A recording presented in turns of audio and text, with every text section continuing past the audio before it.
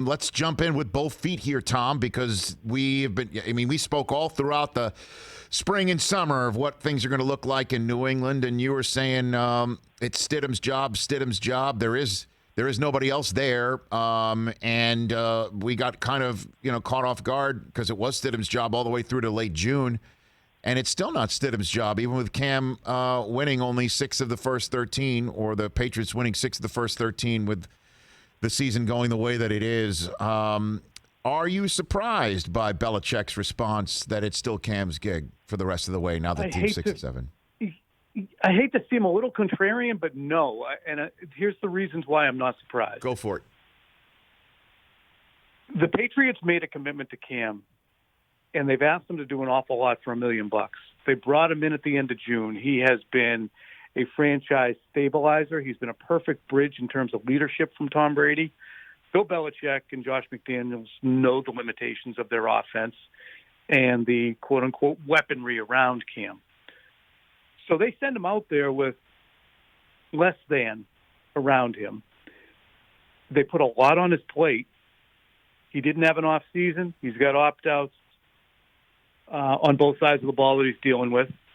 And as a result, I think that Bill would perceive it as, look, if I put Stidham in, who really hasn't done a lot to impress us since Cam arrived, especially during training camp when there was, for a few days, a little bit of an open competition, that would seem as if I'm putting the blame for this on Cam. And I'm not going to do that.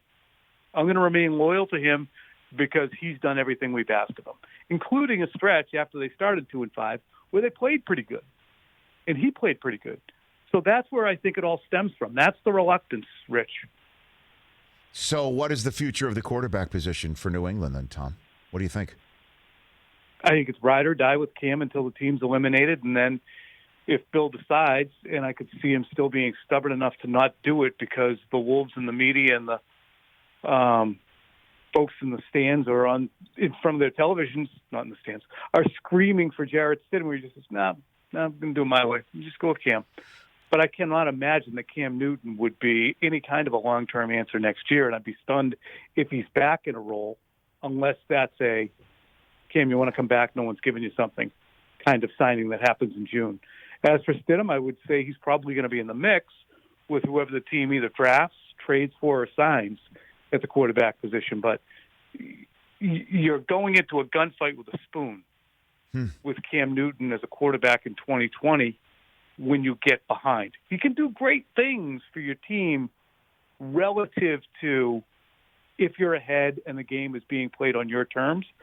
But if those terms are not friendly to you, your hands are tied. Hey, you watched all the way to the end. Thanks for that. Watch more right here.